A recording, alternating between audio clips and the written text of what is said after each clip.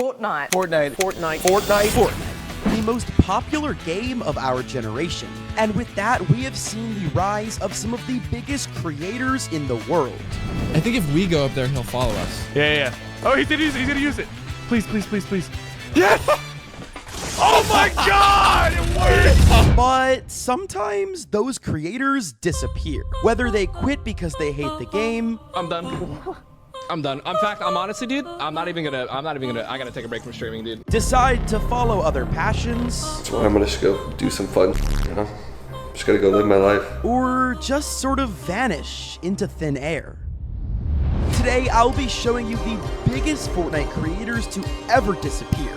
And make sure you stick around to the end of the video because some of the reasons and proof for why they left will shock you. Starting with one of the most popular creators of all time, Dakotaz. Dakotaz was one of the biggest content creators in the history of Fortnite. He started to upload to YouTube and stream on January 23rd of 2013. Unfortunately, his early videos have been wiped off of YouTube for the most part, but luckily for us, a few of his early videos have actually been archived. Originally, Dakotaz' channel focused on a game called The War Z, but the only problem with that was it was a really terrible game.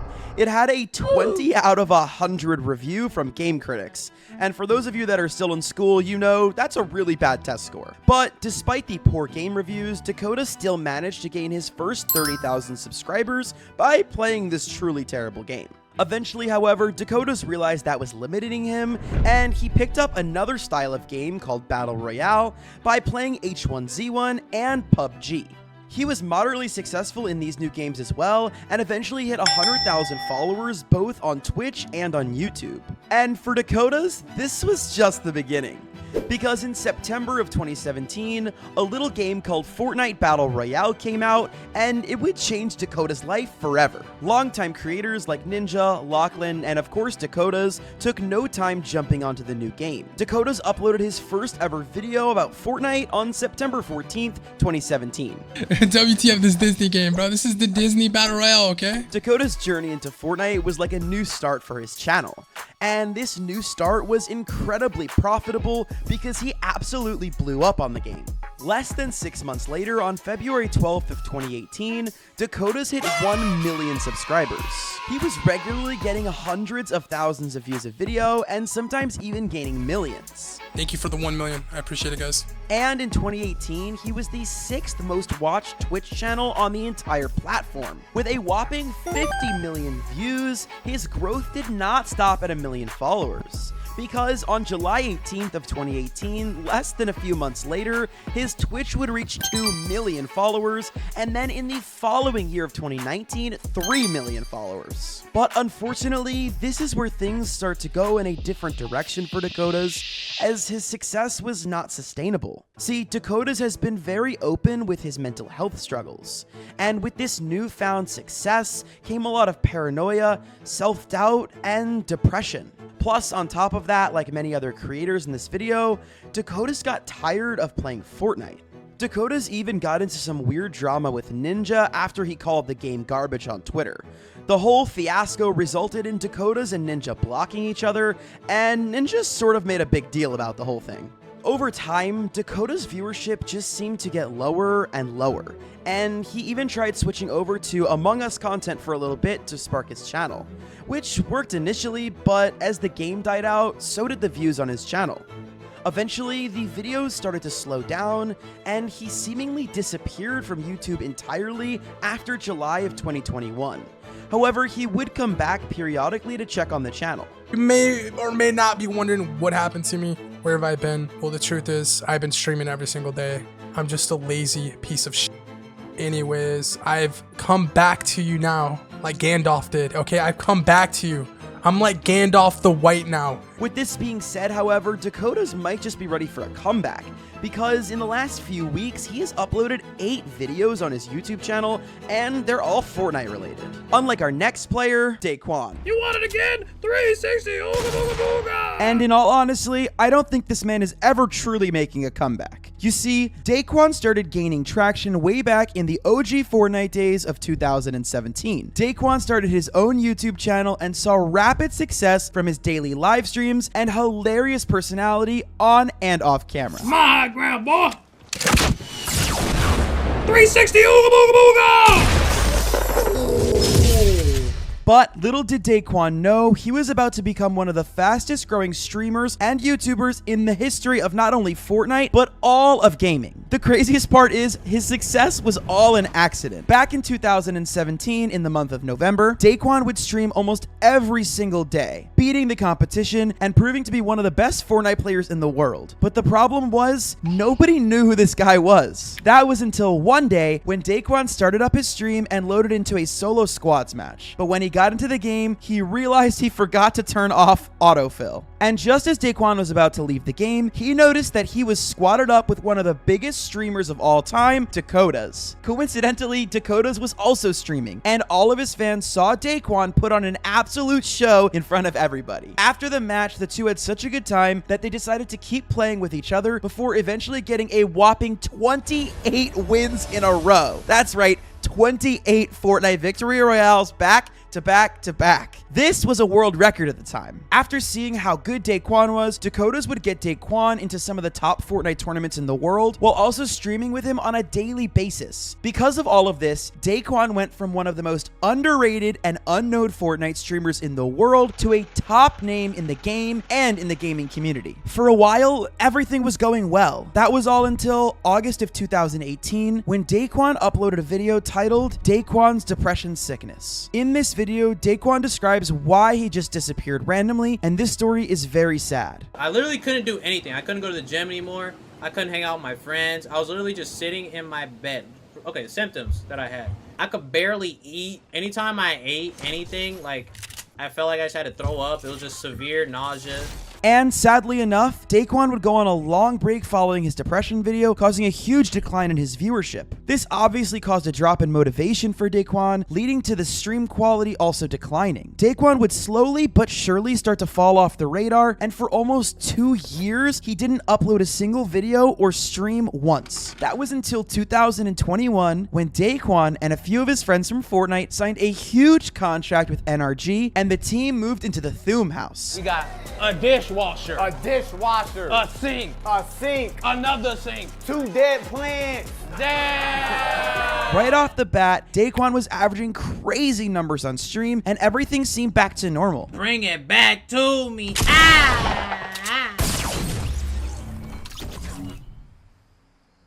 But shortly after this return, Daequan would disappear once again, and this time it seems to be forever. It's been over 2 years since this 2021 NRG deal, and we haven't heard a single word from Daequan. I genuinely wish the best for him, and I really hope he comes back because I miss him so much, almost as much as Ceeday. Ceeday is another creator who was a huge fan favorite before literally falling off the face of this earth, and his story starts back in 2016. Originally starting as a Destiny creator, Ceeday didn't see much success streaming and making videos for only a few viewers. But then Ceeday started doing something different by creating funny compilations which would help him start to grow an audience on YouTube. When Ceeday would upload his very first Fortnite video in 2017 though, is when things really started to take off. You see, Ceeday used this tactic of creating funny moments like he did in Destiny, but brought it over to Fortnite. Oh well. You want the fucking brawl? I'll come out now. Why? I'll break your fucking legs, you little prick. Stop. Hey, put that gun down. Put the gun down.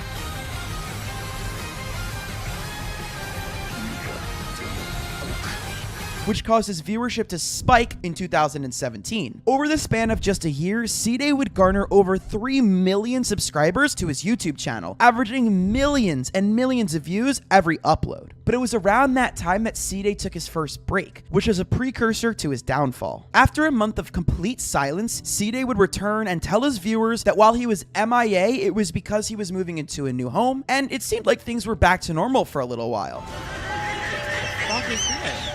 Is that a guy? Oh shit, wait, what? Bro. Easy.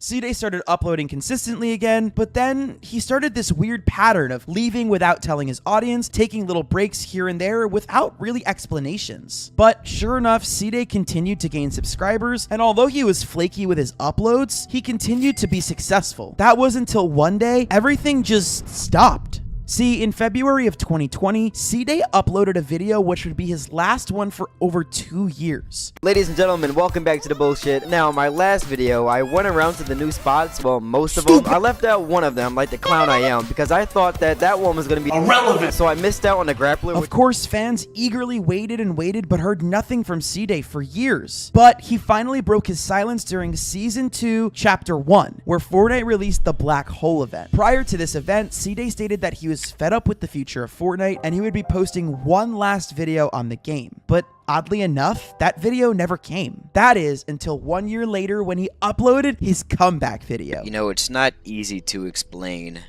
a nearly 2-year absence.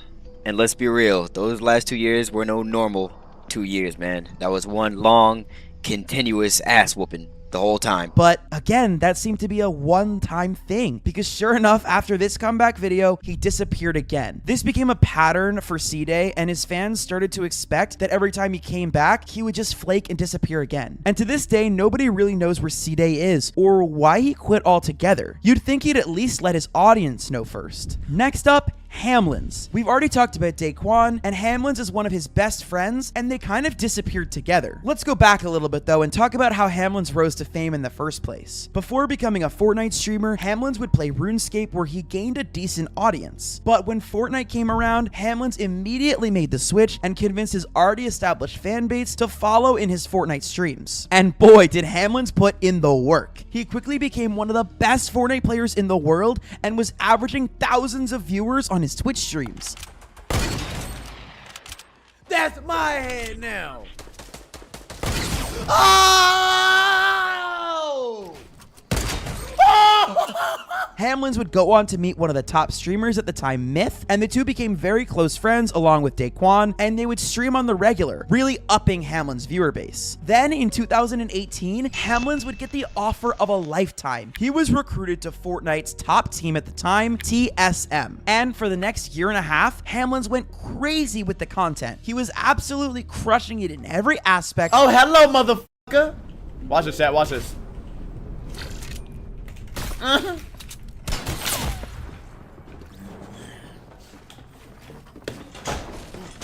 But just like everybody else on this list, when everything seemed to be doing fine on the outside, things weren't really as they seemed. See, as Hamlinz started gaining more fans, there was more pressure on him to increase the quality and quantity of his streams. This pressure really got to Hamlinz, and it started to take a toll on his ability to stream every day. No! Then things got worse in August of 2021. Unfortunately, Hamlinz would announce his first long break from streaming. This is because Hamlinz's grandmother had gotten really sick and he needed some time for himself. And then Hamlinz, he ran into like family issues where he was experiencing loss like in his family for the first time. Of course, this is understandable, but sometimes Twitch and YouTube are not forgiving when creators take these long breaks. Then in October of that same year, Hamlinz made his big return, but unfortunately things were just not the same. He was streaming way less and he just didn't really seem like himself. Since then, Hamlinz has only streamed a total of 5 times and essentially fell off the radar. Much like our next creator, Fearless. Quite possibly the biggest mystery in Fortnite goes to Fearless. I mean, one of the largest creators in the entire world simply disappearing? We've got to talk about this. Fearless began his YouTube journey back in 2013 in the month of December. He would post Call of Duty content for several years, and Fearless kept grinding and posting this content and really became one of the better Call of Duty players of all time, and definitely one of the more popular ones. When Call of Duty Black Ops 3 came out, however, Fearless's numbers absolutely skyrocketed. From that, he realized his personality could help him gain more viewers than just playing the game, and he started creating funny and personalized content. And then, when Fortnite finally came around, Fearless went viral. He took his same funny, entertaining personality from Call of Duty and pushed it into his Fortnite content.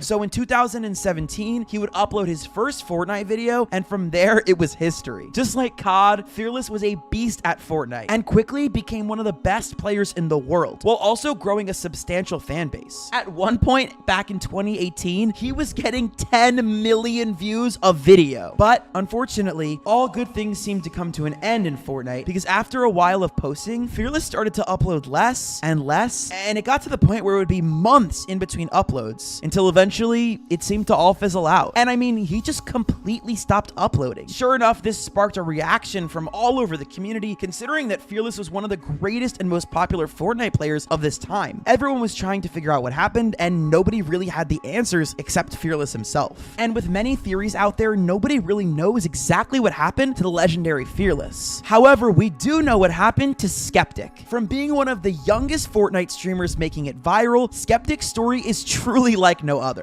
His story began back in 2018, where the 14-year-old Fortnite phenom began streaming his gameplay to a very small audience. Although he was very skilled, Sceptic did not gain much recognition at first because there were so many other young talented players in the game, and he needed an opportunity to set himself apart. Well, that opportunity came soon and fast. One day, during his live stream, he was randomly matched up against the legendary FaZe Tfue. Not only did Sceptic have an insane match, but ended up eliminating Tfue in an intense 1v1 at the end of the match. Here's that clip.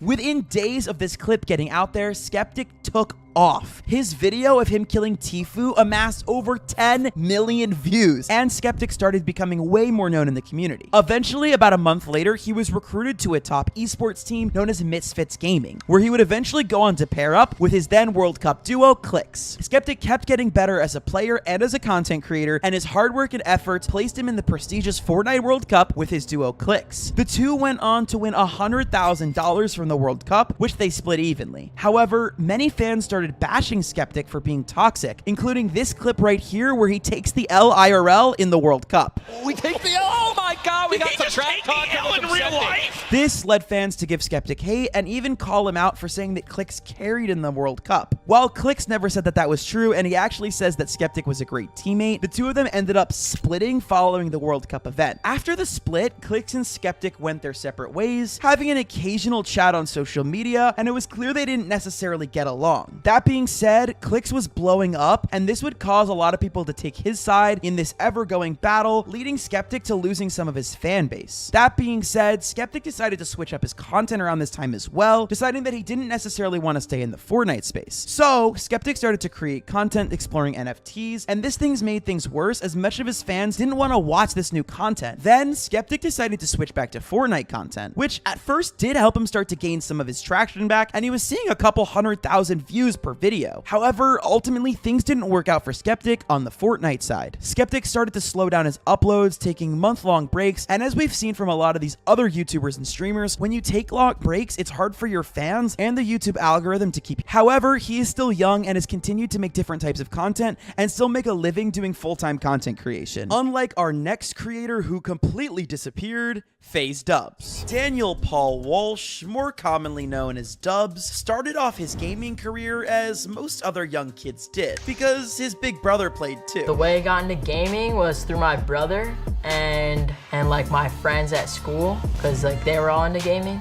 And I started off with like Call of Duty. But before Dubs became a Fortnite prodigy, he actually wanted to be a professional skateboarder. And he was really serious about it too. When he was just 13 years old, Dubs went to Woodward Skate Camp, which was one of the best skateboard camps in all of America. But on just his first day of camp, a tragedy would strike Dubs that would change his life forever. So I was 13 years old, skateboarding at Woodward Skate Camp. And the first day I was there, I ended up breaking my femur, which I then had to go get a cast. I was in the cast for about a year. Yep, you heard him right. A whole year. And look at that thing. That cast took up his whole leg. And when you're in a full cast like that, there's not much you can do, if anything at all. Well, other than gaming, that is. So, to help Dubs feel better, his mom got him an awesome gaming setup. And from there, his true obsession, gaming, had started. That's how I fell in love with gaming, because That's the only thing I could do. Dubs quickly forgot about getting back on his skateboard, and instead he dove headfirst into the world of competitive gaming. And it just so happens that around this same time, a brand new game was released that would not only change Dubs' life, but the entire world of gaming. On September 26th of 2017, the game Fortnite Battle Royale was released to the public, and it took the entire world by storm. For those of you who are too young, or maybe aren't the biggest Fortnite fans, during this time, Fortnite was everywhere. Fortnite. And just like any other kid at the time, Dubs was obsessed with playing the game of Fortnite. However, the thing about Dubs is that he started to stand out from his friends at school. They all enjoyed playing the game, but Dubs was getting good.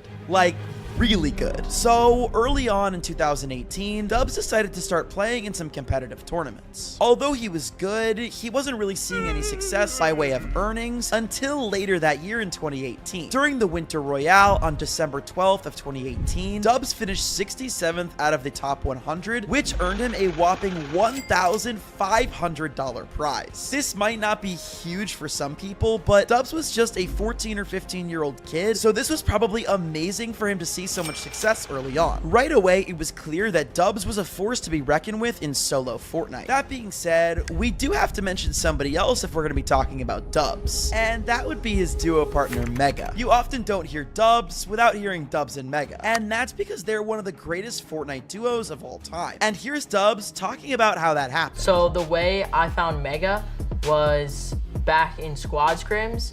We had a team and I was the owner of the team. We saw Mega like needed a team, so we picked him up and we just started dominating, and that was over after that. The duo debuted together on March 17th in the Scallywag Cup. They finished second on all of NA East, which earned them $2,000 in prizes. This second place finish was not only huge because they got to earn $1,000 each, but it really showed how much potential they had as a duo as well as individual players. And the duo would not be stopping anytime soon. Mega and Dubs were about to lock in and train for one of the biggest gaming events in history, the Fortnite World Cup. Epic Games announced the Fortnite World Cup in early 2019. This would be a giant in-person LAN tournament held in New York City with a $30 million prize pool. This was not only the biggest prize pool in Fortnite history, but in esports history. The tournament would consist of both solos and duos, and players around the world would have an opportunity to qualify over 10 different weeks of qualifying tournaments. And the cool thing about this was that anyone could play to win, even without joining an org.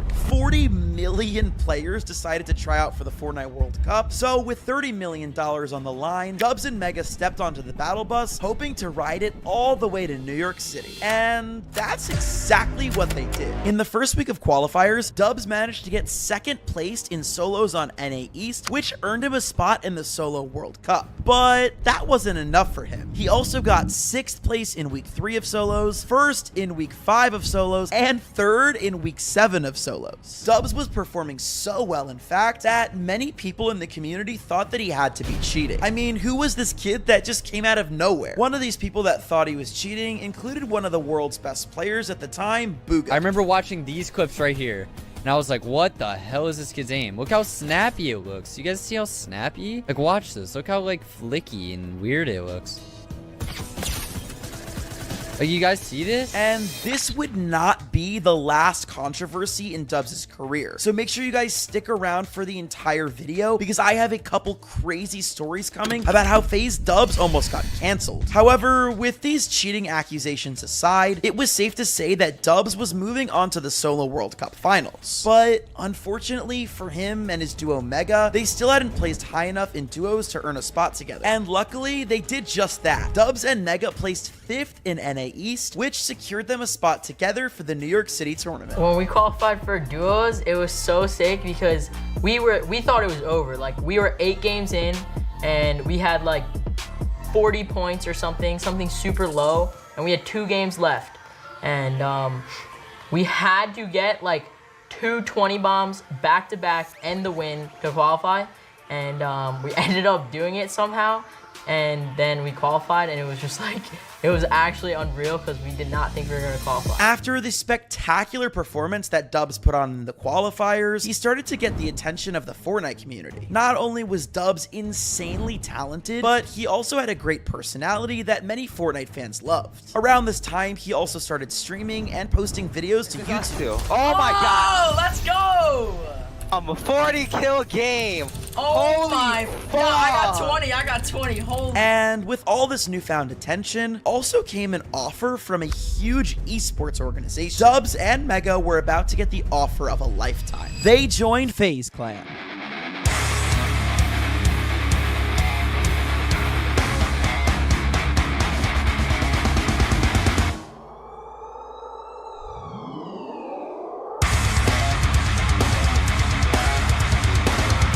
With a new org to rep and some doubters to prove wrong, Dubs traveled all the way to New York City to get ready to compete in the fight of his life. And finally, Mega and Dubs, you can see on the left side of your screen right now. First up was the duo tournament, and Dubs and his duo Mega did not disappoint. The two placed 7th out of the 50 teams, which won them $375,000. At just 14 and 16 years old, this was crazy for them to do. That was a life-changing amount of money, and the weekend wasn't even finished. They were both still scheduled to participate in the solo finals the next day. But this time, Dubs wouldn't have his best friend and duo to rely on. He had to drop in from the battle bus all alone. Solos is my strong point. Okay, my heart's racing right now.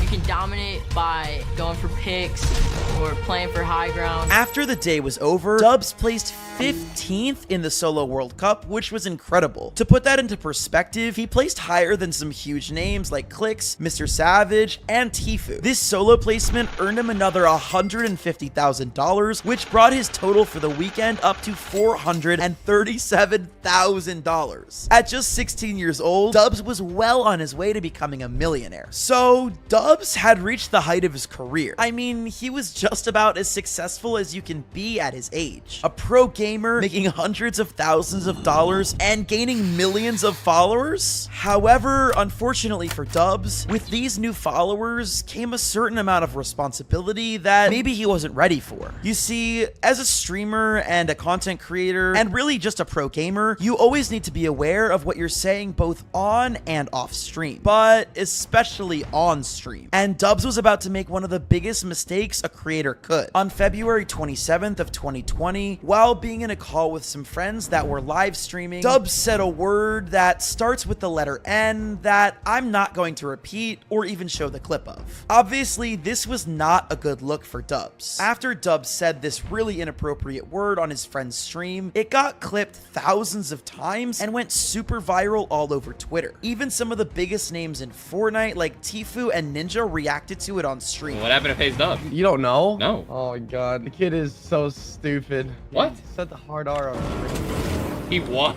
Yeah, he said the hard R on stream. Oh boy, that makes me more uncomfortable than a white person dropping a hard R. And just because someone says the N-word doesn't mean they're racist. Like, I don't think fucking Dubs is obviously racist. Like, what the fuck? But it is fucking weird that he would say it, like, you know, like in his off time, you know? Because, like, if you say it on stream and it's an obvious slip up, you can fucking tell, you know? Like when my dumb ass said it. But, like, if he's just saying it, like, with his boys, kind of fucking cringe. Of course, Dubs had to say something, so he immediately went to Twitter apologizing and said this: "I can't even describe how sorry I am. I did not intend to be hurtful in any way, but what I said was still hurtful, insensitive, and wrong. The word shouldn't have even been in my vocabulary, and I apologize from the bottom of my heart to everyone I offended by using it. You deserve better." Although it was right of Dubs to apologize, it did seem to be a pretty basic response to the situation. And because of this big controversy, Dubs' organization FaZe had to respond. In their statement, they would go on to say that they don't tolerate any form of hate speech and that they would indefinitely suspend Dubs from competing, streaming, or posting on social media as a FaZe member, and they basically made him silence all of his accounts. Plus, him and the rest of his team at FaZe had to go through sensitivity training. And because the nature nature of the internet is that it's so fast-paced, things just kind of moved on and everyone seemed to forget about this. We don't know exactly when FaZe officially unsuspended Dubs, but if you look at his Twitter, he posts a longer Notes app apology that seemed to mark his return to the internet, and you guys can read that on your own. Just pause the video. After this, it was back to business as usual for Dubs. He got right back to playing Fortnite, and everything just seemed back to normal. Despite all the controversy, it seemed like Dubs came out of the situation mostly unscathed, with all of his fans still supporting him. In fact, he seemed to be doing better than ever when it came to Fortnite, because on April 18th of 2020, Dubs and his duo partner Mega got a first place in the FNCS Chapter 2 Season 2 Heat 4. Then, the next day, Dubs and Mega would proceed to get second place in the grand finals, earning them $37,000. Finally, Dubs had truly come back from the controversy. However, just when things seemed to be going in the right direction for Dubs, things took a turn for the worse again. It really just seemed like Dubs couldn't catch a break, because on May 2nd, an account called LeafFR on Twitter posted a video with proof of Dubs cheating in a cash cup.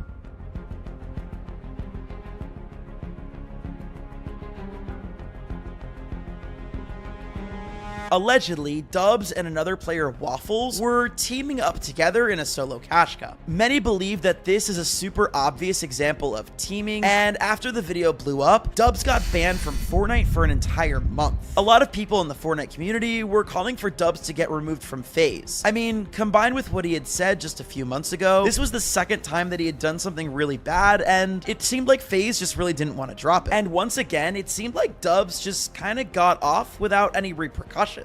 He did make a 45-minute YouTube video defending himself and saying how it was obvious that he wasn't cheating. I've been doing that in scrims forever. Like, someone is trying to grief me or anything, I usually just on them. In my opinion, it's really hard to tell whether or not he was actually cheating. I mean, it looks like he may have been, but I'm gonna leave that up to you guys in the comment section down below to decide whether or not you think he was cheating. Dubs had so many controversies, one after another, that a lot of people in the Fortnite community thought that he was purposely trying to stir up controversy to get out of his FaZe contract. Was just like he was trying to get out of his contract. That's not how you do it. I mean, kind of is. I mean, yeah, you're gonna get out of it, but you're gonna get a lot of hate for it. However, this isn't proven, and luckily for Dubs, his ban only lasted a couple of weeks, and he got right back to competing. Everything seemed to be back to normal. Dubs was still in FaZe, and he was still cracked at the game. However, after all these controversies, Dubs did get a lot quieter on his social medias. It seemed like he just wanted to stay out of the limelight for the time being. In the next year of 2021, Dubs, although remaining quiet, did still have some awesome Fortnite performances. He ended up earning $48,000 in the year of 2021, which was even $10,000 more than he had earned the year before in 2020. And because of all of this success, in February of 2022, Dubs and his friends and FaZe members, Mega and Bizzle, would move into a house together in Virginia so they could have zero ping. But this did not last very long, because Dubs would have yet another setback in his career. After a pretty uneventful 2022 where he didn't earn very much money, FaZe decided to drop their Fortnite roster on February 8th of 2023. And after this, Dubs sort of just faded. I know it seems like I'm skipping over a lot of details, but that's because there really wasn't that much going on for Dubs in this time. He was playing in tournaments and getting some average placements, but never earning more than $5,000 or $10,000 in a tournament, when just years before that, he was earning 10, 20, 30, 50, and hundreds of thousands of dollars. Later on that year, Dubs would make his final tweet on his Twitter account. He never really announced where he was going, and after that tweet, Dubs sort of just disappeared from the internet. It had been almost a year with nobody hearing anything from Dubs until Mega recently told his live stream where Dubs had been. Chat, Dubs is in the army right now. He's actually the captain of his unit. Like, he used to IG on Fortnite, but now he's IGLing the army. It's honestly sad, bro. It's like, bro, he hasn't hit me up since he joined. Like, I haven't talked to him since. Like, I haven't heard of him in months, man. He hasn't hit me back. Nothing, bro. What's his IRL Kate? Alright, bro. Dubs is definitely giving Fortnite comps in the army, though. We might not know where Dubs is, but we do know where our next player is, and his name is Tfue. Turner Tenney, better known as Tfue, came from a humble household. Turner and his 3 siblings were all homeschooled by their parents for most of their lives. Some would look at this as a negative, but because they didn't go to a regular school, they had more time to pursue their passions. Both of Tfue's parents were very supportive of all their kids, all of whom were very creative. They all used to make silly videos together like this one, which was uploaded to YouTube 16 years ago.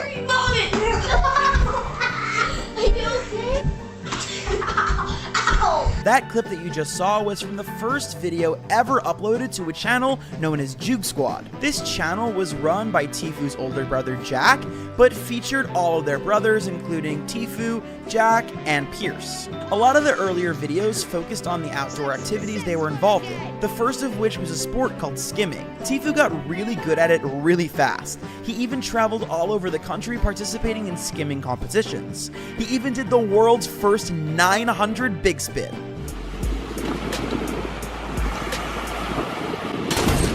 Once Tfue got bored of skimming, however, he changed his focus to longboarding. He even started his own longboarding channel, which was the first time that he had ever started his own YouTube channel.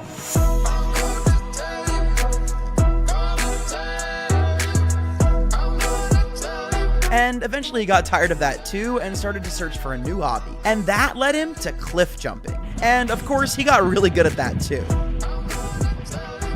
In between jumping from extreme sport to extreme sport, Tfue also loved to play video games. Surprisingly enough, however, Tfue and his siblings weren't allowed to play video games growing up. He actually didn't try video games until he was 13 years old, and he started on a game called RuneScape.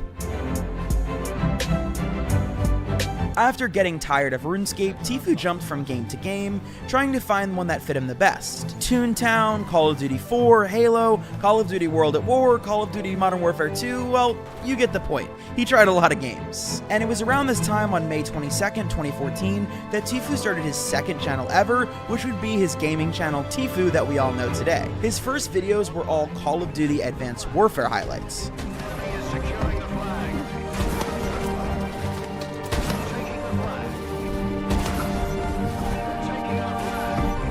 These clips are obviously very different than the Fortnite videos Tfue is known for now, but you can just tell from these highlights that Tfue knew his way around video games, and the young Turner had some real potential in gaming. But where Tfue really shined was in a brand new game mode taking the world by storm called Battle Royales. The first Battle Royale that he played was H1Z1. H1Z1 initially entered the market on January 15th, 2015. The original game was featured in survival mode, but a Battle Royale mode became way more popular. Let's fucking go, baby! Let's fucking go, dude! In addition to the gaming videos, Tfue did add some IRL videos on his channel as well, going back to his roots of doing extreme sports. Here's a clip of him jumping on a trampoline full of mousetraps. Yep, well, that was interesting. Anyways, in between the insane IRL videos, Tfue started playing H1Z1 competitively. In fact, he was on top of the leaderboard for several seasons of the game. And he was even rivals with Ninja, yeah, that one, way before either of them made it big as content creators. That is literally, dude, the definition of a nerdy play, man. By the start of 2018, Tfue had 65,000 subscribers on YouTube, which for 2018 wasn't bad at all. But this was just the start, because Tfue was about to play the game that would change his life forever. On February 2nd of 2018, Tfue uploaded the first ever Fortnite Battle Royale video to his account. This video was titled Fortnite 29 Solo vs Squad Kills Crazy Late Game. And he did exactly what the title said in the video. He plowed through 29 players like it was nothing. And after winning the game, he said this. Not bad, but we can do a lot better. At this time, Fortnite was on the come up and becoming wildly popular, but people were not that good at the game.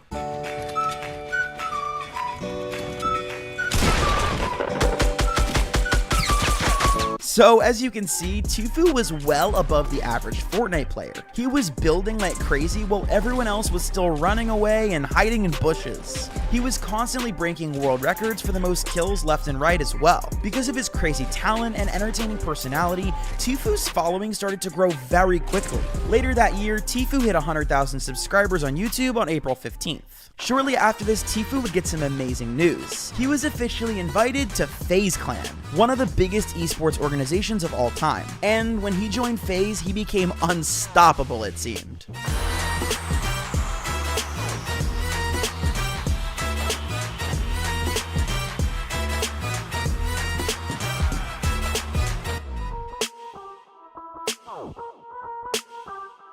By the end of the next month, in May of 2018, he hit 1 million subscribers on YouTube and was averaging over 10,000 viewers regularly on his Twitch streams. This is also where he started to compete in Fortnite competitively through popular tournaments called Friday Fortnite. For the first week, he teamed up with fellow content creator and the creator of FaZe himself, FaZe Banks. But by week 2, Tfue found his forever duo partner, Cloakzy. Cloakzy was another member of FaZe, and these two were a force to be reckoned with.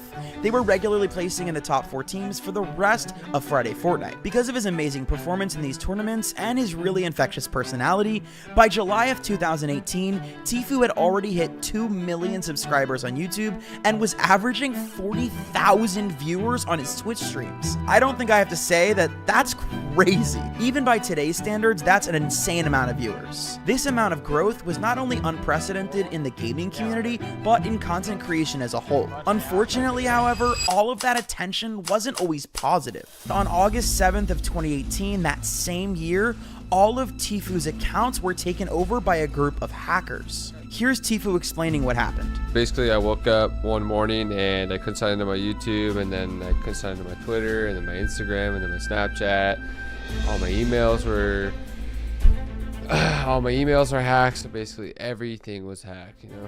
Tfue's Twitter name was changed, and his profile picture was changed to a strange man. The hackers also made a ton of negative tweets about fellow creators like Keemstar, Ninja, and Myth. Plus, they tweeted out a bunch of other racist stuff, which I'm not going to show here. And if it couldn't get any worse, the hackers started streaming awful Fortnite gameplay on his Twitch account.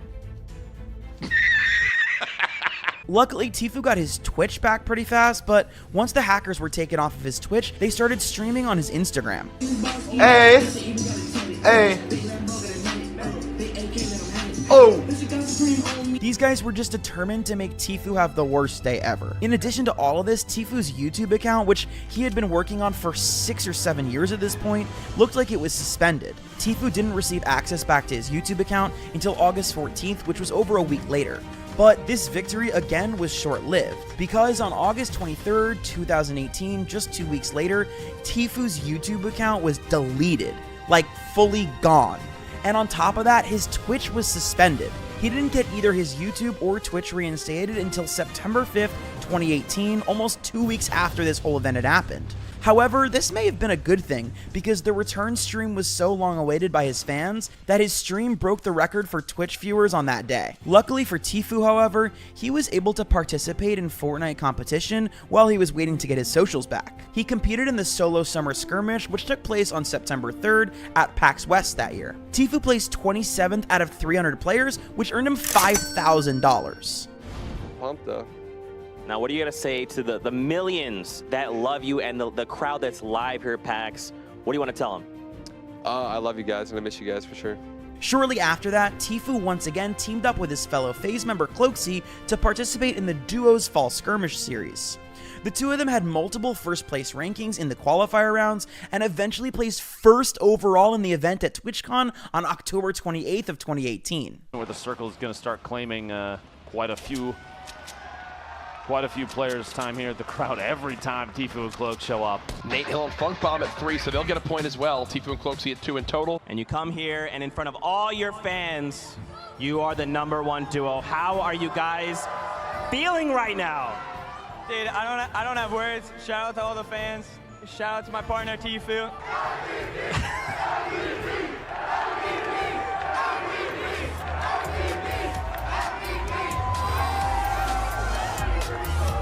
The fall skirmish had a total prize pool of $10 million, which at the time was the largest Fortnite prize pool we had ever seen. This first place finish earned the team a whopping $400,000, which even today is a crazy amount of money for an esports competition. Tfue was at the top of his game, one of the best in Fortnite. His YouTube channel now had over 8 million subscribers. Yeah, 8 million when he had only had 100,000 subs earlier that year. He was such a big YouTuber that even Mr. Beast himself invited him to be in one of his videos. Raise your hand if you think Tfue should lose his trumpet. Get rid now. Up. Trumpet!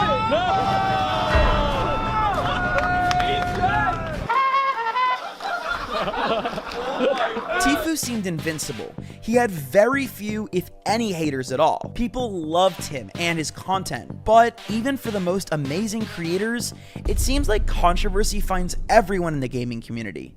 And for Tfue, this was no different. Because on May 20th of 2019, Tfue decided to sue FaZe Clan. He accused FaZe of not only purposely limiting his career, but also promoting underage drinking and gambling. Not to mention, FaZe had got a very young Tfue to sign a terrible contract that allowed FaZe to keep 20% of his branded earnings and a whopping 50% of his live appearance earnings. This is what Tfue had to say about the contract. Kids are getting ripped off. They're getting taken advantage of. These contracts are not okay, and this needs to never happen again. And there's tons of people in contracts this bad, just like me. And I'm the first person to stand up and say, this is not right, this is not cool. This video blew up, and on the same day he announced the lawsuit, he decided to leave FaZe forever. Of course, FaZe Banks decided to come out against Tfue, basically saying that he lied about everything. This is what he had to say. And I know your team of lawyers and your dad and stuff, I know they convinced you this was a good idea, but I promise you it wasn't. Maybe it is for your career or what you have in mind for a career, and if you destroy part of FaZe Clan in the process and you knock us down a couple pegs, if that's what your goal was, maybe you will succeed in that. Maybe you won't regret it from that standpoint, but as a human being, I think you will. Because I think you and I both know you've never met a person who went out of their way for you like I did. And this is before the money, this is before the fame, this is before the success, this is before your clout, your bull clout, all this bull internet. It's so disgusting, man. I reached out to you, I extended my hand to you when you were a no one, when you were a nobody, and I believed in you, and I put everything I had into you. And all I can say is, I'm sorry. I'm sorry that this didn't work out. Surprisingly enough, people seem to side with FaZe Banks. Tfue lost over 30,000 YouTube subscribers because of the drama, and Banks gained over 200,000. Then later that year, FaZe hit Tfue with a counter lawsuit. This lawsuit took almost a whole year to finally settle until both sides mysteriously dropped the case almost a year later in August of 2020. No one really knows how the situation ended, and both FaZe and Tfue have kept mostly quiet. This situation might have been enough to end any YouTuber's career, but not Tfue. He just kept marching on. And at this point, he was still one of the great Fortnite YouTubers around, and he wasn't going to stop at just that. He not only wanted to be known for his personality and his skill, he wanted to be known as a world champion. And luckily, a little tournament was about to be announced to give him that opportunity. This was the Fortnite World Cup. This is your road to the Fortnite World Cup. The Fortnite World Cup was a global Fortnite competition held in New York City with a $30 million prize pool. This, even still today, is the biggest prize pool in esports history. And this was Tfue's opportunity to win big. Unfortunately, Tfue and his duo Cloaksy did not qualify for the duos competition, but Tfue's hard work did pay off in solos as he placed first in the Week 3 solo qualifiers on NA East, which earned him a spot in the Solo World Cup Finals.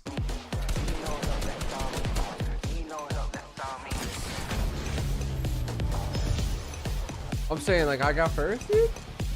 I think you got first on East, yeah. Yeah, I think you're showing. Going into the tournament, Tfue was one of the most feared competitors. He had the most experience in LAN competitions and even got first place in the last tournament that he competed in. Not to mention, half of his competitors were still in high school and some even in middle school, since this was the first tournament where Epic lowered the age of competition from 16 to 13. Unfortunately for Tfue, however, the tournament did not go as planned. He finished 67th out of 100th, winning him $50,000, which, although that sounds like a lot of money, was the minimum amount of money you could win by qualifying for the tournament, so it was a huge disappointment for both Tfue and his fans. Many haters claimed he didn't care about Fortnite anymore, and that he was now focused on content creation rather than actual competitive play. Some others, however, said he was never even good to begin with, which obviously isn't true, but Tfue was starting to get more haters than ever. But hey, the guy was probably just having a bad day. It's a lot of pressure to compete on such a huge stage with a sold-out Arthur Ashe Stadium, and sometimes things just don't go your way. Although we'll never really know why Tfue underperformed so much at the World Cup, we do know what happened after that, and Tfue had announced that it was going to be his last competitive Fortnite Cup of all time. This is my last competitive shit is the World Cup.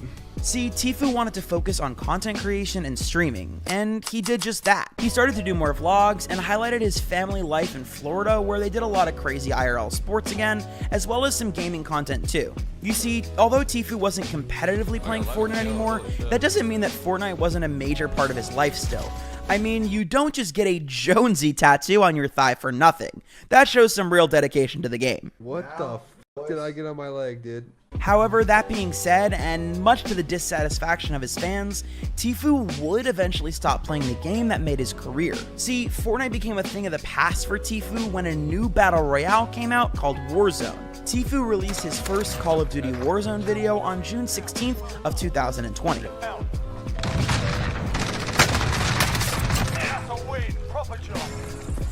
He also played Fall Guys, Among Us, Minecraft, and even did some IRL content like flirting with my hot neighbor. Oh my goodness. How big is this gonna be? This is a good thumbnail, right? Basically, he was doing anything other than Fortnite, and his content was doing good, but not great. His videos were sitting around 1 million views per post, which is absolutely huge for some creators. Don't get me wrong, I don't even get anywhere near that. But this was also nowhere near the views that he was getting in 2018 during his peak in Fortnite. After about a year of trying other games, Tfue did what many YouTubers do when their audience disappears, and goes back to what brought them there in the first place, and he returned to Fortnite. Dude, Fortnite, boys, let's get it, baby. Yeah. Fortnite, On April 3rd of 2022, Tfue released the video, I'm Coming Back to Fortnite. And believe it or not, he did just that. For the next year, he pretty much played only Fortnite, especially because he was super excited about Fortnite's new no-builds version. The no-builds version of Fortnite was really appealing to some of the older players who didn't want to sweat and build all day. But instead of this saving his channel, his views tanked, even more than when he switched over to Warzone. Instead of hitting 1 million views per video, his Fortnite videos were barely reaching 150,000. He kept up the Fortnite content for another year until April 23rd, 2023, where he kind of disappeared. For almost 2 months, Tfue was nowhere to be found on the internet. He didn't stream, he didn't upload to his YouTube, and he was mostly quiet on all of his other socials as well. But then, on June 20th of 2023, Tfue dropped a video called Goodbye. So I just need to take time off, you know? I'm fucking 25. And I feel like majority of my life has been in front of a screen, which is, you know, I wouldn't take it back for the world. But I just feel like I need a break, you know? This video included a heartfelt montage of major moments in his career, and it ended with a tearful goodbye to his fans and everyone that had helped him on his journey. Essentially, this was the end of Tfue's story. Or was it? You see, it was the end of Tfue until 6 months later on November 19th of 2023. On that day, Tfue released this video where he emerges from his own tombstone on a sandy grave and marches back to his streaming room that everyone loves so much.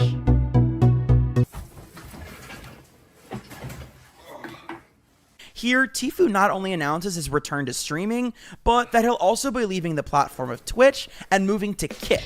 Kick was an all-new streaming service that flaunted no ads and a low-key approach to content moderation. One of the biggest points that was bringing people over is that it also allowed gambling on the platform and also gave creators a bigger cut of sub percentage for money. The New York Times even called Kick the Wild West of streaming. People weren't exactly supportive of this move, and many criticized him, claiming that the move was obviously only for money, which it probably was. Although we don't know exactly how much Tfue was paid to join the Kick platform, we do know that fellow streamer XQC was given $100 million to join the platform. So as you can imagine, they must have wrote Tfue a big check to come back to streaming and do it on their platform. But just because he was signed with Kick didn't mean he was going to stream regularly. Tfue played a little bit of the Fortnite OG season that came out, and even did some IRL live streams from time to time. But he's nowhere near as much of a regular streamer as he was a couple years ago. And it's clear that, despite signing with Kick, Tfue is kind of still retired. That being said, however,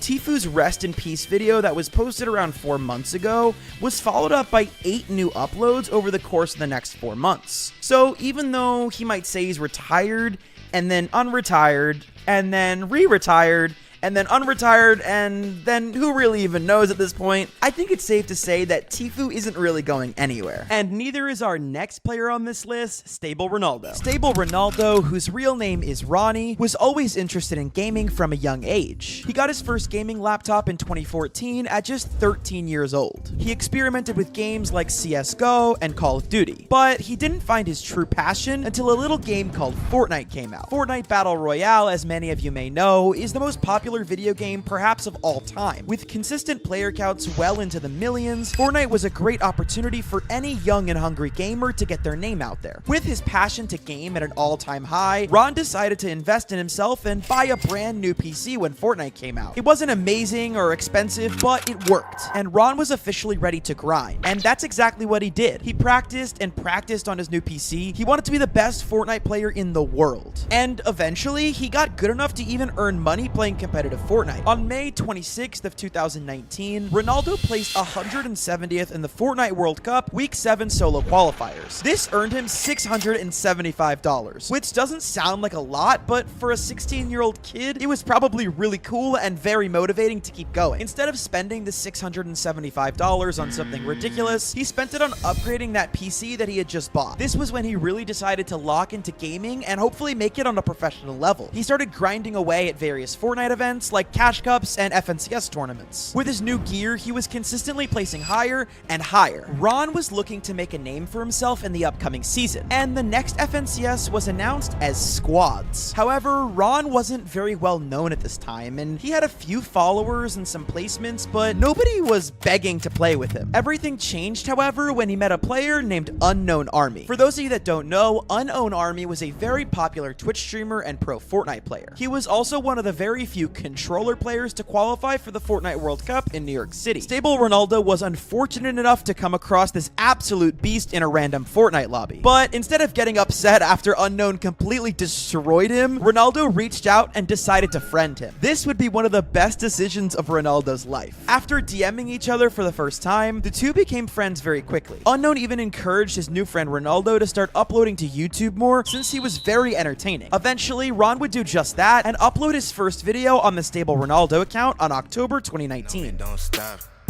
Only help a real cause. The two of them started to compete in squad tournaments together alongside Kez KD and Avery. The team did well, but their biggest achievement happened on December 8th of 2019. Yo, it's just us versus side. It's just us versus side. Not going down. He's one shot. He has no mask. He has no mask. Not one down. Towards. Yo, I don't have the mask for this.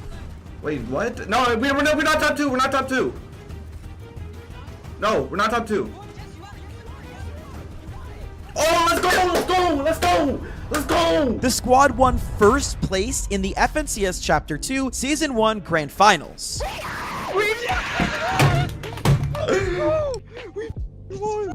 No.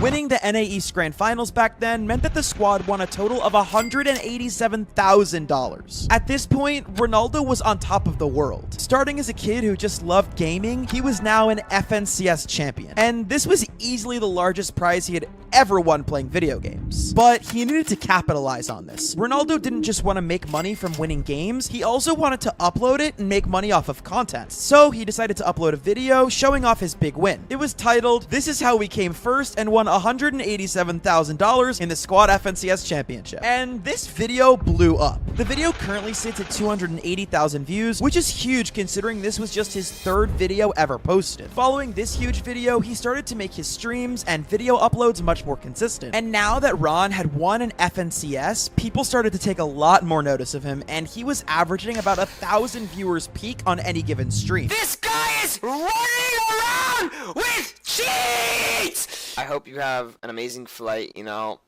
Thanks. I will try. Alright, thank you, Kurna. Talk soon. It was good playing. Don't hit on me again, okay? Thank you. Sorry. Alright. What's up? You kid. You're adopted. Wrong scene. He started uploading a ton of videos and streaming as much as he could, and Ron's clips were getting spread like wildfire around the Fortnite community and beyond. He quickly became known for his loud and abrasive yet incredibly funny personality. As he became more and more well known, he began to collab with some other big creators, and perhaps most importantly, Clix. In December of 2019, after Ronaldo and Clix had connected through a friend, they did a 2v2 on stream. Sit down, Ronaldo. Ronaldo, you smell like Ronaldo. Ronaldo! Sit down! I like that! Listen, Cuddy. Get out of me. I'm in your head. Keep on going. Get out of my head! Of course, Clix, who was much better, destroyed Ronaldo, but he got a really big kick out of Ron and his sense of humor. The two became fast friends and continued to stream together almost every single day. Since Clix was such a huge creator, this obviously brought a lot of attention to Ronaldo. Unfortunately, at this point, it was becoming clear to Ronaldo and the people around him that he wasn't good enough to consistently be making it to major tournaments and making a living off of the competitive side of Fortnite. But that didn't mean he was going to give up. Instead of deciding to retire or switch out of Fortnite, Ron decided that he could make just as many earnings off of playing the game for fun as he could doing esports. So he doubled down on his content and even started to do event coverage. Ron would live stream the professional tournaments on his Twitch account, switching between every player's point of view and giving his perspective on the games. People loved this. Until this point in the Fortnite community, their event coverage was very weak. Yeah, Epic had their basic streams happening, but the commentators were nowhere near as entertaining as Ronaldo. He added a ton of personality to the tournaments and brought a much needed sense of excitement to the events. Because of this and the COVID restrictions going on in the world, there were so many people that wanted to watch Ronaldo. His Twitch really blew up in 2020, and he quickly became one of the biggest names in not only Fortnite, but the entire streaming community. He went from 80,000 followers to 1 million followers in just the year of 2020, and he was averaging about 10,000 concurrent viewers on his streams. Because of all of the success, about halfway through 2020 in August, Ronaldo was invited to join Clix's team, NRG. Here he also teamed up with his old duo, Unknown Army. Ronaldo moved into the NRG house with Clix, Unknown, and Edgy, and started making even more content. Something special about my room, you know, I do have a lot of... Oh, we gotta keep it down. I forgot he was... I didn't know you were... Okay, we'll forget about that. But this is my PC, you know, dual PC. A little bit something special. Unfortunately, though, this newfound fame was far from ideal for Ron. There was an insane amount of viewers, and with this came an insane amount of hate. You see, Ronaldo sort of blew up overnight. Although he had been grinding silently for so long, a lot of people started to take notice of him very quickly. And this can be a lot, especially for a young kid to deal with. So the hate started to have an impact on Ronaldo, and his mental health started to suffer. In addition, it became way harder for Ronaldo to stream Fortnite even when he was just trying to have fun. His games were flooded with never-ending stream snipers, and Epic Games did nothing to try and help the in-game experience improve. Not just for streamers, but also the general players. Updates were filled with bugs after bugs, and many players and content creators decided to stop playing Fortnite and switch to other games. Unfortunately for a lot of his fans, Ronaldo was one of them. Sadly, since Ronaldo had started streaming less Fortnite, his viewer count also fell rapidly. Not to mention, he uploaded videos way less on his YouTube channel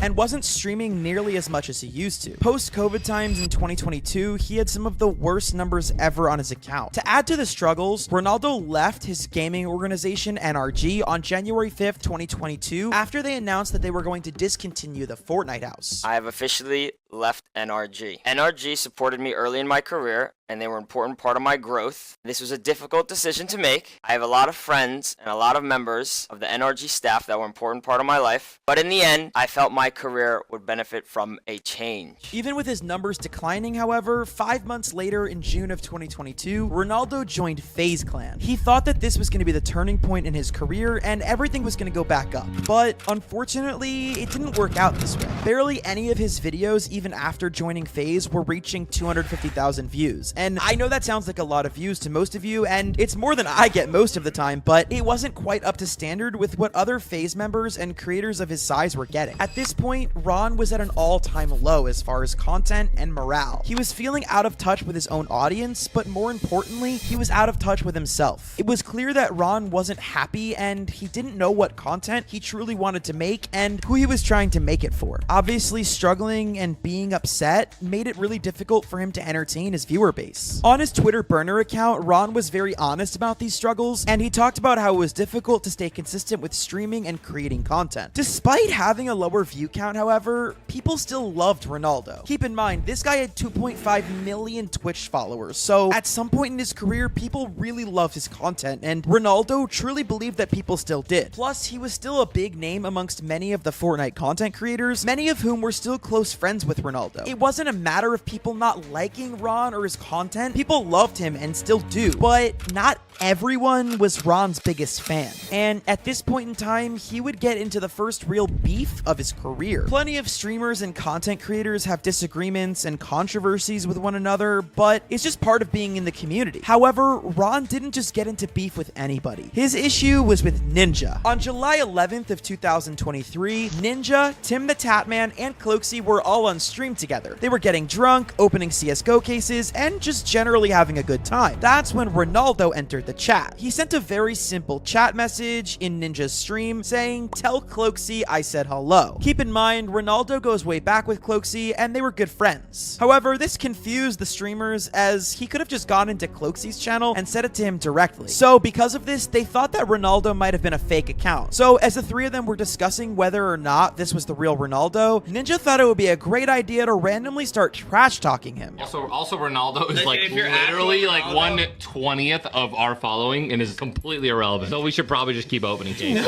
Unfortunately, it didn't end there. Ninja continued to rant for a very long time about how Ronaldo isn't relevant anymore because now that he makes IRL content, he wasn't even part of their community and he wasn't getting as many views as them. It was very unprofessional of Ninja, and honestly, it was kind of strange. Ninja was somebody that Ronaldo looked up to, as many of us in the Fortnite community have, and for absolutely no reason, Ninja decided to punch down on somebody who was already struggling in their life and career. Not to mention, Ninja was 32 years old when this went down, and a 32-year-old man drunkenly trash-talking somebody who isn't even old enough to drink yet is kind of a weird look. Of course, this drunken rant was not well received, and Tim the Tatman and Cloaksy immediately tried to get Ninja to stop talking, but he was on kind of a rampage. Both Cloak and Tim were talking about how much they liked Ronaldo and were clearly uncomfortable with everything that Ninja was saying. What had happened had already happened, and what had been said had already been said. This VOD got clipped so many times and it went viral. The real Ronaldo was in fact the person that was in chat, and he watched this unfold right in front of his own eyes. Of course, if you're seeing one of your biggest inspirations say these things about you, it's gonna really hurt. And he responded immediately on Twitter with a thread on his burner account. And his mom even sent him a picture of his dog saying Ninja sucks, which was a nice touch. Shout out to Ron's mom. Well, to finally put the situation to rest, Ronaldo also responded on stream the next day, going over the VOD and responding to everything that Ninja said. I have to defend myself. I don't even want to talk about this. That's the fucking main reason I tweeted this on my fucking burner. Because I don't give a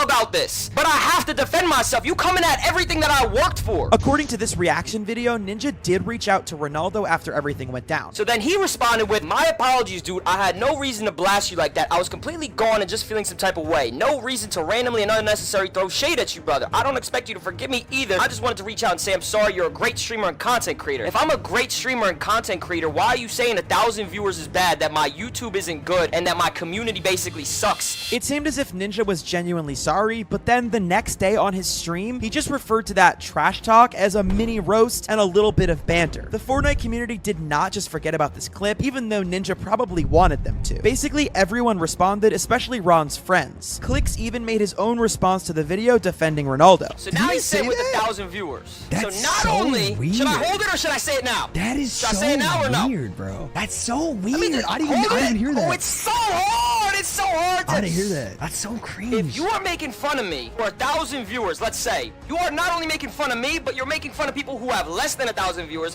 when 1,000 viewers is like 0.001% of Twitch. Ron, being the good guy that he is, just wanted to move on from this situation as fast as possible. He didn't make any more comments on the drama because he knew that he was above the situation. But in a way, this drama would end up being a blessing in disguise. See, I am a true believer that everything happens for a reason. And it seems now like that one chat message Ronaldo sent that then led to Ninja's rant may have been the thing to save Ronaldo's career. Because if nothing else, this whole controversy definitely seemed to reinvigorate Ronaldo's audience. This opened him up to the possibility of returning to streaming. And the opportunity that Ron was waiting for was right around the corner. In November of 2023, Fortnite released a huge update bringing back the original map for a brand new 1-month season. This new season, known as Fortnite OG, had everyone wanting to get back into the Fortnite action, yes, including Ronaldo. So Ron returned to Fortnite, streaming to some of the biggest audiences he had seen in years. People loved the new update and were happy to see one of their favorite OG creators returning to play the game. But just like before, Ron was worried that as soon as the Fortnite OG season ended, all of his viewers would disappear again. However, he didn't let that stop him, and he went right back to what he wanted to do. Instead of falling into the trap and only streaming Fortnite again, Ron just did what he loved, which was entertain people to the best that he could without stressing himself out too much. So, did Ron's audience all disappear again and stop watching him because he wasn't playing Fortnite? Well, that's not exactly what happened. In fact, it was quite the opposite, actually. Even after Fortnite OG ended, Ronaldo kept his numbers up. Although his stats aren't quite what they were in 2020, he's still averaging about 5,000 concurrent viewers per month in his Twitch streams, and that's rising still. He also just reached 3 million followers on Twitch, which is huge. And most importantly to Ron, they don't just watch him play Fortnite, they watch him for him. They enjoy his e-dates, other video games, and pretty much anything else because everything that Ron does is hilarious. Ronaldo has the type of magnetic personality that makes you want to just keep watching. I think his passion and love for gaming and entertainment is admirable, and honestly, it's a huge inspiration for me making this channel. And another huge inspiration is the GOAT himself, Benjyfishy. Benji David Fish, yes, that is actually his government name. Turns out he was born with a built-in gamer tag. Was born on April 2nd of 2004 in the UK. His life started out normal, a mom, a dad, and an older brother. But tragedy struck Benji's family when his father David passed away when Benji was just 8 months old. This left Benji's mom Anne alone to raise 2 very young kids. But Benji's mom, like many others, wanted her kids to have the best life possible, so she tried to support them in any way that she could. Growing up, Benji loved sports like cricket, rugby, and bowling. Benji has always been really sporty. He's always been into his cricket, loves cricket, rugby, and also very much 10-pin bowling. Yeah, these trophies are from 10-pin bowling. I started when I was like 3, and then I stopped by around like 10-ish.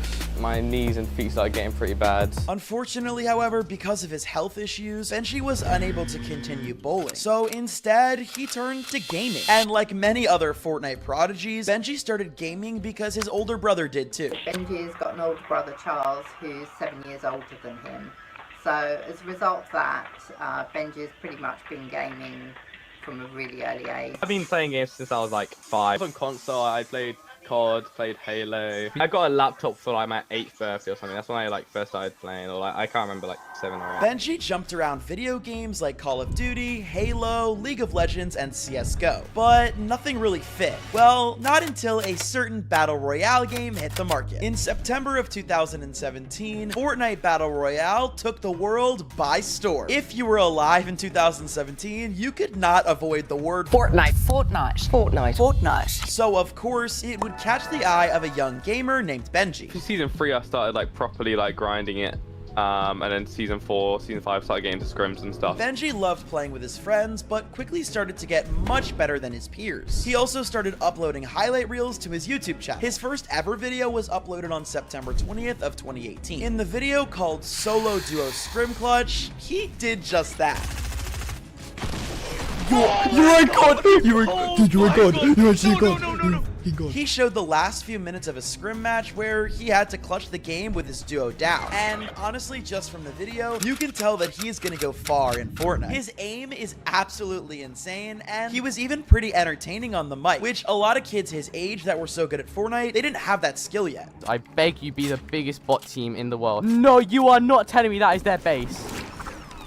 Oh my fucking God, you're yeah, nice. You are kidding me. That is their base. Oh my fucking God. They've got help. Benji seemed like a pro when it came to content creation so quickly, but it turns out this wasn't his first time trying. My first game that I streamed wasn't Fortnite. I used to play a lot of CS. Like a lot. Like before Fortnite came out, I was a CS grinder. I was decent at it. I mean, considering I was like, it's probably when I was around 13. Yeah, I grinded pretty hard. I was able to get global. Yeah, I think I streamed like a few games of CS back in the day. So since he had already started streaming in CSGO, it makes sense how such a young kid was so good at streaming. And because of this, he did start to gain some traction on his streams, but nothing like what was to come. It wasn't long before Benji was competing in Fortnite on a professional level and being invited to independent tournaments like the ScrimCon Pro Clash that happened on February 21st of 2019, and the Duo vs Squad 25k tournament that happened February 24th in 2019. And in both of these events, he happened to get first place, both of which he played with his new duo, Mr. Savage. And we'll talk more about Savage later because he plays a huge role in Benji's story. This incredibly successful tournament weekend earned Benji $10,400, which is insane for your first round of earnings. And let me remind you guys, Benji was still a kid at this point. He was only 14 years old. And like I said before, Benji's home life was a little bit troubling, and this must have been amazing support for him and his mom. And yeah, just to reiterate, if you didn't catch that, he's done everything I've mentioned so far in this video by the time he was 14. A brief competitive bowling career, bowling retirement, CSGO streamer, and pro Fortnite player, all by 14, which is insane. When I was 14, my biggest accomplishment was like not failing geometry. But speaking of school, however, Benji's non-stop gaming really started to affect his performance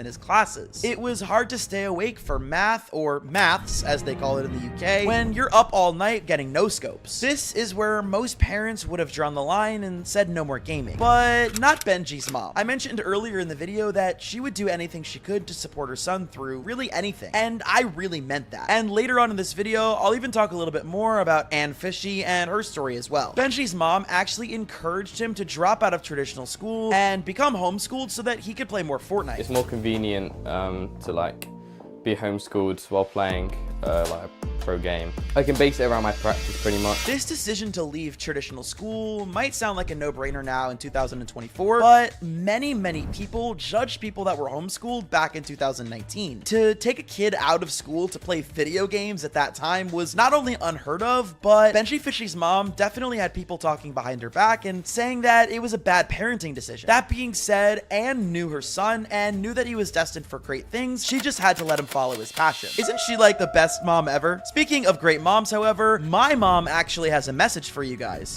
Hey guys, it's Timmy FNBR's mom here again. Could you guys just subscribe to my son, please? Thank you. Thanks for that, mom, I guess, but back to the video. Following his big wins at those two previous tournaments I mentioned, Benji started to grind harder than ever. He earned in the Scallywag Cup, the Blackheart Cup, and the Lux Cup. You name it, Benji was playing it and doing it well. His success started to get the attention of various pro gaming organizations, and on March 19th, 2019, Benji signed with NRG. This is actually the same org as his duo partner, Mr. Savage. It was a no-brainer. NRG was one of the biggest gaming orgs ever, and even though Benji and Savage had only competed a few times together, it was clear they were building up to be a massive threat in the EU region. Despite signing with an org, Benji still hadn't gotten the opportunity to participate in a big LAN tournament yet. But that was all going to change when Fortnite announced its biggest LAN tournament of all time, the Fortnite World Cup. The Fortnite World Cup was announced in early 2019 and had an insane $40 million prize pool. Players across the world could compete in 10 weeks of qualifying tournaments. If you ranked high enough in these qualifiers, whether it was solos or duos, you would secure secure your spot in the finals all the way in New York City. This was not only the biggest Fortnite event of all time, but the biggest esports event we had ever seen in world history. And of course, Benji was ready to earn his spot in the finals. And things were looking pretty promising for him. Him and Mr. Savage placed first place in the World Cup warm-ups for the EU region. So going into qualifiers, they were primed to make it to New York City. And luckily for Benji, that's exactly what he did. He qualified for the World Cup in the first round by placing third in solos week 1 in EU. And after that, he followed up his incredible performance in solos with a win in the week 2 duos EU tournament, where him and Mr. Savage earned a ticket to New York City. Let's go. Yeah, we're chilling, bro. We're chilling. Let's go. Good. Dude, let's go. These wins also meant that Benji was the first person to qualify for both solos and duos. But just because Benji had already qualified for the World Cup didn't mean he was going to stop playing the qualifiers, earn some more cash, and more importantly, prove that he was a force to be reckoned with. In week 6 and 10, Benji and Mr. Savage placed third in EU duos. So it was clear at this point that not only had they earned their spot in New York City, but they would be one of the favorites to take it home. I'm Benjyfishy, and I'm a pro Fortnite player for NRG. And if I win the World Cup, I'm going to buy my family a house. As you can see, there was a lot of pressure on Benjyfishy. I mean, winning the World Cup would be life-changing for anybody, let alone a young kid with a single mom who was trying to get out of their small one-bedroom house. With the biggest individual prize of the World Cup being $3 million, there was a chance that Benji and his mom might never have to rent a place again. And all Benji had to do was win. And with his performances so far, winning was actually a realistic possibility. So Benji got on a plane and flew across Lucky Lake to the Big Apple of New York City. I enjoy listening to it. Oh, no, on me. I'm rotating. Follow me. Duos were up to bat for the first day of the tournament. Benji, It's just so annoying. need to be waking up. Come. And this young duo put up a fight. The two of them placed 14th out of 50 duos, just a few placements away from winning extra money. But hey, they each got to take home $50,000 just for the duos portion, and luckily Benji still had the opportunity to win big in the Solos Cup the next day. And at the end here, Benjyfishy, what more can you say about him? We're gonna go ahead and take a look what his life is like back at home.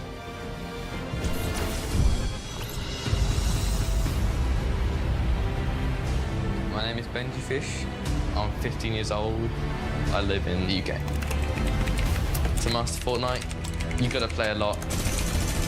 Benjyfishy trying to punish some of these players. I'm definitely on par with pretty much every pro. I love Benjyfish. I'm very excited to go to World Cup. It's definitely gonna be one of the best things of my life.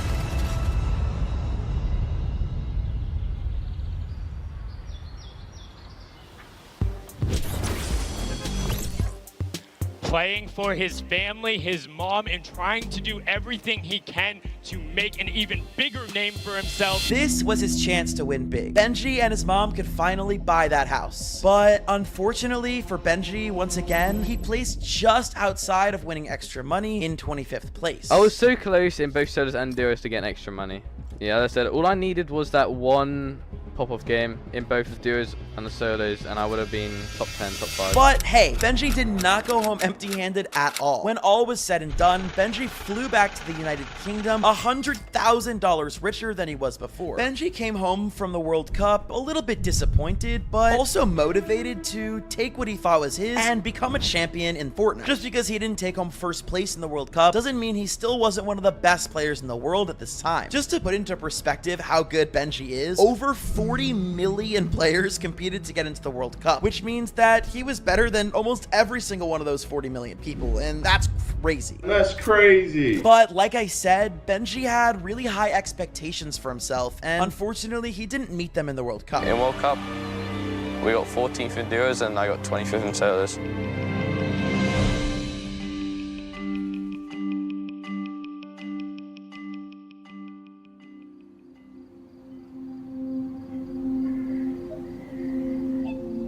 I felt bad after it. I knew I was just as good as everybody else there.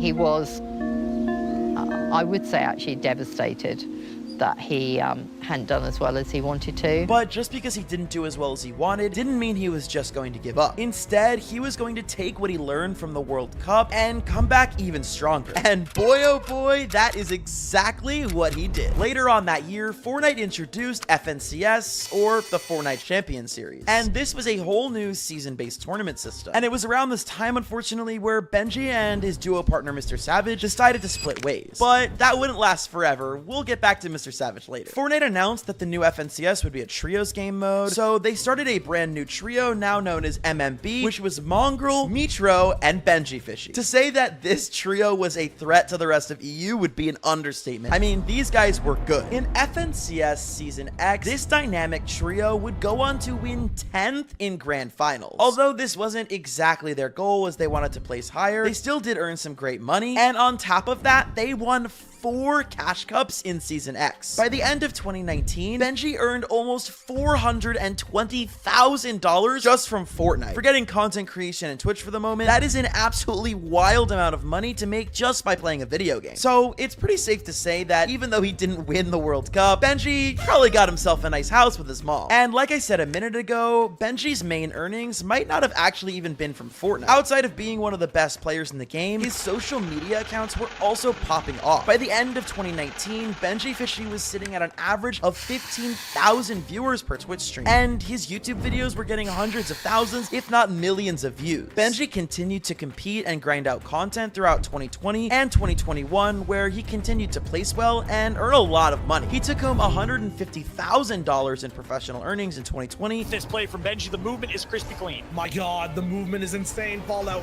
He's still moving forward. Somehow found himself at the front side of zone. This is where you go for those beams. He's looking for 1 or 2. There's the pump. My good day gets taken out. Benji now with 4. He's doing it almost triple digits. Going for that win. Hard find though is still active. Moving ever so much further from Benji. Benji still trying to grasp onto the light. There it is. Onto Ceeday.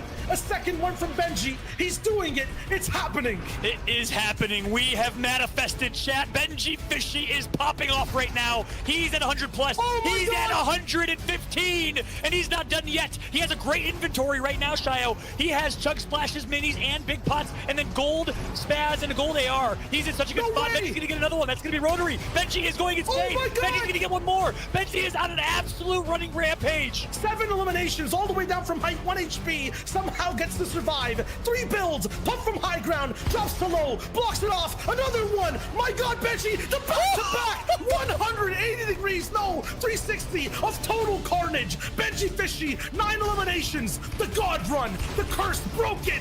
Another 200 pump. Low ground. Domination. Ferox taken out. The next one. Benji blocks it. Does he get the 1 pump? It's blocked. He's there for the next.